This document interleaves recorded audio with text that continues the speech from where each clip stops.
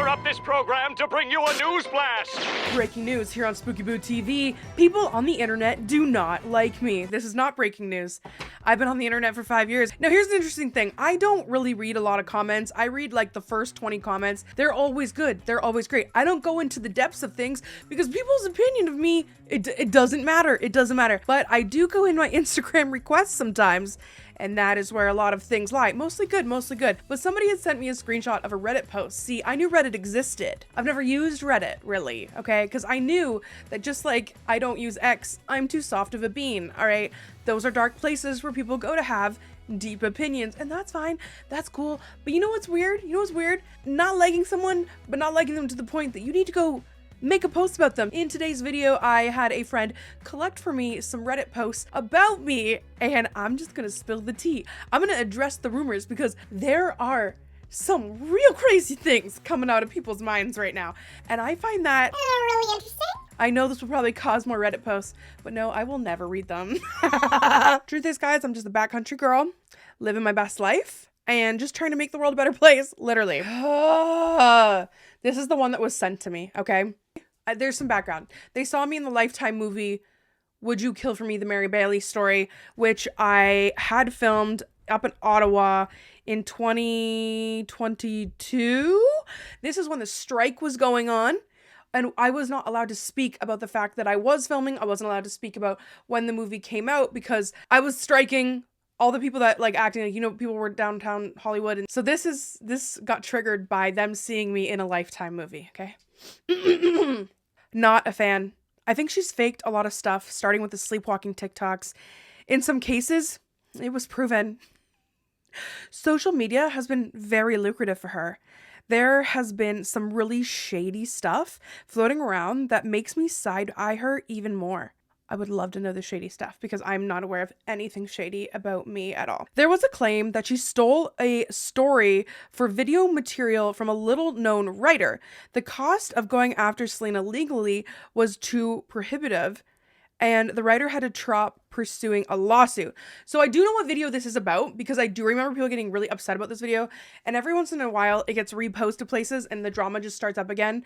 But I did a lot of dad jokes, and a lot of the dad jokes, like, I get pulled, and I decided to do a scary kind of dad joke from a story that one of my English teachers had told me in high school. Was it high school or was it grade 8? No, it was grade 8. Yeah, it was grade 8. He would create these little horror shorts. He loved horror, he loved mystery, and we would create these horror things, and he had come up with this little horror short. See, here's the thing with writing. There are only so many freaking ideas in the world, so I think that it must have been really similar.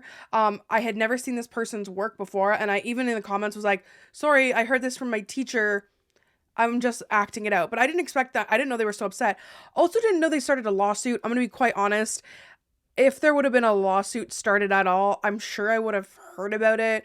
Their lawyer would have contacted mine. Something would have happened there. I didn't receive any cease and desist. That's something that's like free to do. But I just think these things happen sometimes. But I didn't like just full up be like, oh, I saw this person wrote it and I'm going to do it. I took it from a grade 8 thing from a long time ago. But I'm sorry if you're out here and you see that. I didn't know at all. Also, before she made it big on TikTok with her sleepwalking skits, I was already big on TikTok, okay? Before my sleepwalking skits, I had like 10 million followers. Thanks. From tie-dyeing and farting and jokes. So she was so desperate for fame and money, she started a GoFundMe to help with her husband's medical bills. I've never started a GoFundMe for myself ever. I've done a GoFundMe for our Christmas presents for kids, which they all got their presents. I did a GoFundMe to buy this wonderful woman in town a van after she got out of a really bad situation. Van was bought. Video for that was out. And I shared a GoFundMe for our lovely surrogate after she lost her husband. But I have never had a GoFundMe for me. Now it gets better. I don't know if people are just straight up making this up. Like sometimes I wonder if it's like people I went to high school with or something. This was also 342 days ago. So it was about a year ago. What's even going on? She started a GoFundMe to help with her husband's medical bills. Allegedly, she misused the money and started expensive car shopping instead. No. Also, I've never had any GoFundMe go over like $20,000. So that's definitely not expensive car shopping. I think people don't realize that like my husband also works. you know? We all know about the side effects of her unfortunate health conditions. She attributed the nausea, vomiting, and dizziness from high blood pressure being her psychic ability powers and premonitions on videos with Sam and Colby. Come on, guys. Come on. So, as we all know, paranormal stuff makes you feel sick if you already have health conditions, but all of that affects that stuff. I have Meniere's disease, I have high blood pressure, I have diabetes. I have all of these things, which really sucks. Partly genetics, partly because she's a fatty. I'm a big girl. But fun, I don't think I'm as big as people think. Like, I am under 200 pounds, but it's not like it's all because of that. I know people who are much bigger than me that are perfectly healthy, but all of those trigger each other. But there's one later on that I'm going to read, which gets even deeper into this, and it's very funny. Recently, she did something else childish and spiteful, which was another red flag. I saw it mentioned on X that she randomly unfollowed Katrina and followed the new girlfriends. I doubt she's even met them, and Katrina didn't do anything to her. It's like Selena is a high schooler chasing popularity, so she does dumb stuff to please popular kids, except Selena is a 32-year-old woman. So she's phony nice. Well, Kat caught on and returned the favor. Kat's my friend. I've never unfollowed Kat. Kat has literally never unfollowed me. I think she's a really fun person. That doesn't even happen. I don't even know if she's on X. I'm not. I have an X account. I don't use it. You'll see. I do like Chris, though. She should rethink pairing up with Selena. I just have a feeling something will finally come out and it'll make Chris look bad, too. I just can't with all these lying fakers. I'm a lying faker. Nothing that I do is lying and nothing that I do is fake. And I don't chase popularity because I literally don't. Who do I collab with? Who am I chasing? I've always hung out with the exact same people. I keep my circle super small. Oh yeah, and was at the top, we're talking about that social media has been lucrative for me. I'm gonna be so honest with you, and I think this blows people's minds. The only app that pays me is YouTube. I haven't made one single penny from TikTok. I live in Canada, and in Canada, TikTok doesn't pay anything. I don't know if there's a creator fund. There was in America. I don't know. I don't even know if it's still a thing. I make literally nothing from TikTok. I do brand deals. Yes, that works. Has social media been lucrative? Yeah, why do you go to work? Is it to make money? Is it to make money so you can survive? Yeah, bro. I love social media. I feel so lucky every single day that I get to wake up and do something that I love because I am, dealing with a lot and I do have illnesses and stuff. And I just feel so lucky that people have found happiness in me. And again, when I'm reading into these, I know 99.9% of my comments and stuff are really nice, but I just thought for a video, this would be really fun. I just love being like, that you're so wrong. So wrong, babe. All right, next. Oh, the second husband theory. But seriously, I just said the same thing. I haven't doom scrolled on TikTok in 2 years maybe. Last I knew, he had a TBI. If he's only 2 years into rehab for a severe TBI, there's no way he's ready to parent. Oh, so this was only 70 days ago. Is this the second husband then? Is the other in long-term care? I work in step down and wound care.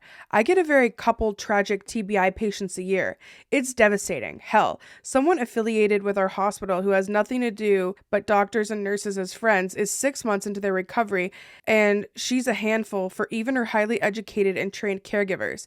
One day we had 2 doctors and 4 tenured nurses at their bedside, and this patient and half of us were so frustrated we were near tears by the end of the day. That's TBI. It's frustrating for everybody. And then somebody just started to say, yeah, that's awful. He has a TBI. Same guy. My husband, Adam, acquired his TBI in 2017. So we're going on 8 years ago at this point, and I'll go over how it happened. He was in the backyard. It was a really hot day in June. One of those first really hot days where it's like 40. I'm in Canada, so that's like 90, 100. He was pulling on a 2x2, and it came back and it smacked him right in the head. And he was like, woo. And he felt weird, but he kept going. He kept pushing himself in the heat. And then he came home on the Monday, early in the day, and he said he wasn't feeling well, and he had these blue pools underneath his eyes. And we went and they said, yeah, this is a concussion. This is pretty gross. And he's gone to Utah a few times, Cognitive FX. He's gone through the concussion programs here. What he lives with is PCS, post-concussion syndrome. So it's pretty much just like he has a concussion all the time, which sucks. But he can't run, he can't lift stuff, he nothing heavy, he can't do any of that. But I get so mad when people think that someone can't be a parent because they're dealing with an illness. I grew up with my mom. She has MS. She's been in a wheelchair since I was young, and I love her so much, and it made our family so strong. But I know that Adam's going to be literally the best dad in the whole world. I've been with Adam since I was a teenager. So there's no second husband here. I know sometimes people saw my brother or Taylor and thought that that was my boyfriend or husband, but no, Adam is my husband. He's always been my husband. And whoever this is, it's kind of crazy to work in medical and want to spread like misinformation. Having a TBI it's just like there's such a crazy range. Like if you put it into perspective, take autism for and there's some people who are very high functioning. There's other people that are, you know, nonverbal and need around the clock care. Like it is such a wide spectrum. For Adam, it's a roller coaster. Sometimes it's bad, sometimes it's really good. It never gets really great, but it never gets really bad. And he coasts in the middle, and we're okay with that for now. We want him to have that full recovery one day. But I think, you know, being as many years in as we are, we know that that might not be possible, but we know that he's doing great and he's the strongest part of our family. Oh, this is fun. See, this is like, I just always feel like it's people that know me from high school. Like, I feel like it's old bullies that write this stuff. I really do. Okay, this one's from almost a year ago. So I live in a town with a lot of junkies. Does anyone else wonder if she does drugs? I want to have a really weird conversation with you guys real quick. And I feel like I will be judged on this. Okay. I am straight edge. Like, I do what you want to do. Have fun, you know, responsibly. But I don't drink alcohol. I don't smoke pot. I will have like a glass of wine once or twice a year. Do you want to know how crazy it is? I don't even drink caffeine. I don't consume caffeine at all because it triggers my Meniere's disease. Anyways, back to it. Some people say that abusing sleeping pills can create a drug-like trip. But I saw someone downtown the other day tripping out, and it really reminded me of her videos. She definitely has an addictive personality with all those mystery box videos. And Adam does seem sick of that. I saw one where he was just cackling when she wasted 14 grand or 70% off that. But still, I liked her at first, but something is really starting to rub me the wrong way lately. And I feel like Chris is in the middle of all these manipulative people. What? I don't do drugs. I do get what you mean though. If you like look at some of those, because I do live in a small town with like a really bad drug problem, and when you see some of those people tripping balls downtown, it does kind of look like my sleepwalking. I don't have an addictive personality at all, except for food. Food is my problem. We all know that. I have a binge eating problem, and I'm just like, I'm an emotional eater. That's what makes me feel safe. But I have a pretty good hold on that nowadays. And that the addictive personality comes from my mystery box videos. I saw somebody opening up Prime things and people really enjoyed it. And of course, like, who doesn't want to open up a mystery box? That's so fun. And the one thing that I feel like, this is a hard thing because it doesn't matter how much you say you help people or you don't help people. People are mad on either side. So I don't really put out in the world when I donate things or when I help people with money. I support a lot of people in my life. A lot of people that I run into. I help a lot of people in a lot of situations. And this is the only place I'm going to talk about it. If it's a sick animal, if it's someone who can't afford to put their dog down, if it's, you know, a women's shelter, if it's, I support and I donate to a lot of things. So my mystery box videos, when I do buy those things, because the video itself in hopes will pay for whatever that it costs to perform that video, all those things get either donated or given to people in my life that need them. And then that $14,000 mystery box, wow, I thought it'd be fun. Like, you see all these big YouTubers do these videos where they're like, I bought this $30,000 tiny home, or I bought it, and they do not get any flack for it. So I found a sale of a jewelry thing that was for sale. It was originally $14,000 worth, and I think I got it for $3,000, and it ended up being like a fat scam. So I ended up actually like out of that money, which sucks. But like a lot of the jewels in there that were fun, I just kind of gave away to friends and family, but people went off about that video. But the truth is, like, I like to put out content that I enjoy, but I also think other people will enjoy it, because why am I creating content if nobody is watching it? So it's like, I think this is cool, but you think it's cool? Let's be cool. She's fake. She debunked herself without realizing what she was doing. She made a video about her health issues, and she talked about feeling very sick while shooting some Sam and Colby videos and having to leave as a result. Meanwhile, if you watch her in those videos, she kept saying she was nauseous, dizzy, and had a headache because the places were haunted. Her sleepwalking is BS too. See, these are the ones where I'm just like, this is just an uneducated person. Like, do I have to explain? Yeah, again, I have, back when I was doing, so the one where I left where it was really, really bad was the Crescent Hotel. So I was fine leading up to that trip, but I had some underlying heart issues. I was waiting to go to like a heart doctor and stuff like that. And I went to Sam and Colby, and I was, whoa.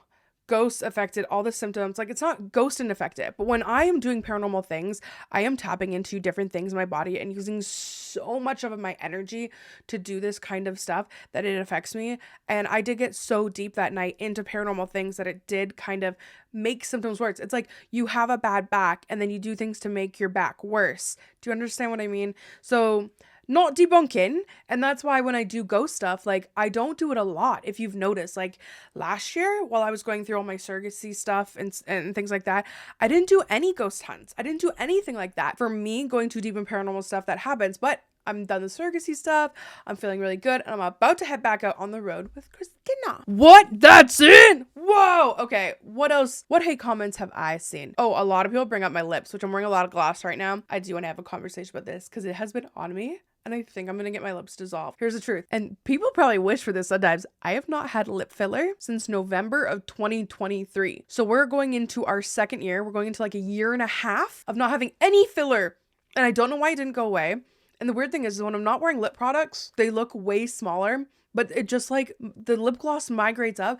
But people be tearing me up for the lips, okay? They say I have lip filler blindness.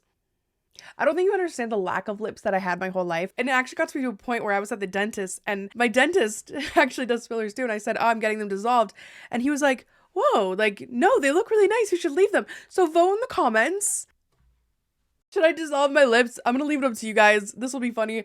I don't hate myself. I feel like, when it comes to the internet, you can't take it too seriously. People are always going to try and hurt your feelings. But again, that's why I read like 20, 30 comments. I usually read all the comments on YouTube though, because that's where I feel like my communication is. That's where my OG followers are, and I love you guys.